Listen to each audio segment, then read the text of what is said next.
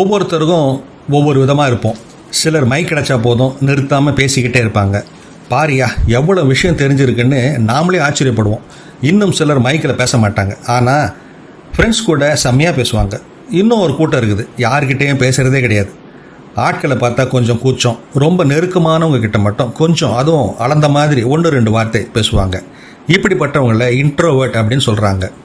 இப்படி யார்கிட்டையும் பழகாதவங்களுக்கு சில லீடர்ஷிப் தலைமைத்துவ திறமைகள் இருக்குதுன்னு ஆஸ்திரேலியாவை சேர்ந்த சீனியர் பிஸ்னஸ் அனலிஸ்ட் வில் சொல்லியிருக்கிறார். முதலாவது டீப் லிஸ்னிங், உன்னிப்பாக கவனித்தல். இன்ட்ரோவர்ட் யார்கிட்டையும் கலகலப்பாக பேச மாட்டாங்களே தவிர மற்றவங்க பேசுகிறத உன்னிப்பாக கவனிப்பாங்க. அதனால் தங்கள் டீமில் இருக்கிறவங்களோட குறைகளை ஈஸியாக புரிஞ்சுப்பாங்க, அவங்க சொல்கிற ஆலோசனைகளையும் கவனிப்பாங்க. இரண்டாவது ஸ்ட்ராட்டஜிக் திங்கிங், செயல் திட்டங்களை வகுத்துதல்.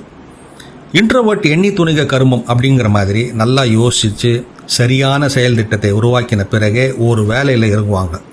அதனால் அவங்க உருவாக்குற ஸ்ட்ராட்டஜி எல்லாமே கம்பெனிக்கோ நிர்வாகத்துக்கோ நல்ல பலனை கொடுக்கும். மூன்றாவது எம்பத்தி, அடுத்தவங்களோட உணர்வுகளை புரிஞ்சுக்கிற திறமை. உங்கள் டீமில் வேலை பார்க்குறவங்களோட உணர்வுகளை நீங்கள் சரியாக புரிஞ்சுக்கிட்டா, அவங்க மேலே கரிசனையாக இருந்தால் எல்லோரும் உங்ககிட்ட ரொம்ப உரிமையாக பழகுவாங்க. கண்டிப்பாக உங்கள் டீம் சக்ஸஸ் ஆகும். நான்காவது எஃபெக்டிவ் கம்யூனிகேஷன், சரியான முறையில் தகவலை பரிமாறுதல். வேலை செய்கிற இடத்துல மற்றவங்களுக்கு புரியாமல் சூசுகமாக இல்லை குழப்பமாக தகவல்களை தெரிவித்தா வேலை சரியானபடி நடக்காது. இன்ட்ரோவர்ட் தேங்காய் உடைச்ச மாதிரி பளிச்சுன்னு விஷயங்களை சொல்லுவாங்களாம். அப்போது சந்தேகத்துக்கு இடமில்லாமல் டீம் சரியான வழிகாட்டல் வேலையில் செய்யும். ஐந்தாவது ரிலேஷன்ஷிப் பில்டிங், உறவுகளை மேம்படுத்துதல். மொத்தமாக 4 பேரை பார்த்தா பேச தயங்குற இன்ட்ரோவர்ட் தனியாக ஒரு ஆள் கிடைச்சா நல்லா பேசுவாங்களாம்.